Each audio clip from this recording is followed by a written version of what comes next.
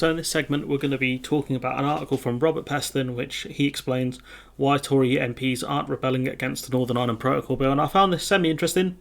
He can do good work. It feels like he chooses not to, but his arguments conflict against something else a Tory MP has said recently. So we'll go through both of those, but we'll start with this one, which is when you hear a former Tory Prime Minister describe a piece of important government legislation as illegal, ineffectual and highly damaging to the UK standing in the world, which is how Theresa May described it, which is something I'll talk about, you might expect there to be a massive backbench rebellion against the legislation you're planning.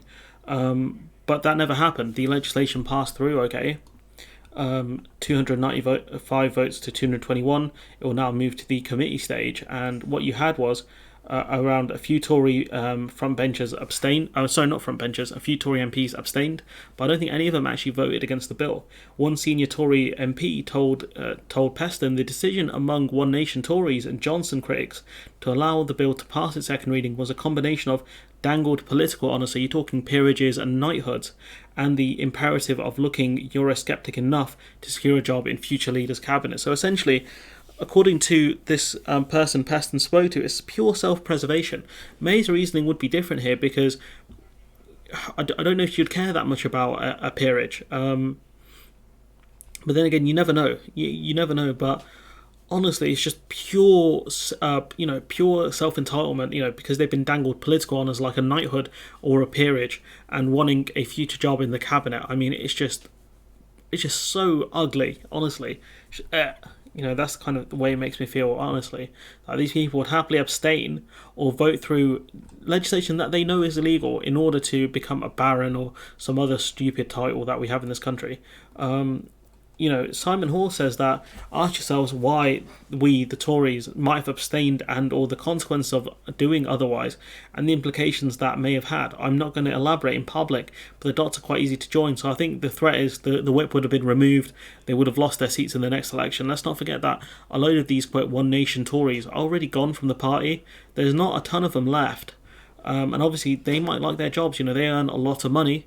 Why would they want the gravy train to end anytime soon? But honestly, if you genuinely believe that a legislation is illegal, you have to vote against it. Abstaining is not enough.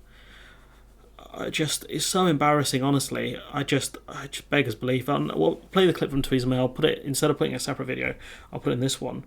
Bill is the way to achieve those aims. In thinking about this bill, I actually started off by asking myself three questions. First of all, do I consider this to be legal under international law? Second, will it achieve its aims? And third, does it at least maintain the standing of the United Kingdom in the eyes of the world? And my answer to all three of those questions is no. So you can see it's very clear that she is against the bill, but she, as far as I know of, she voted to abstain. So did a load of the Tories who felt similar. Is it because they were threatened to have the whip removed? Was it because there was some sort of other threats? I don't even know what else the Tory party has in their black book.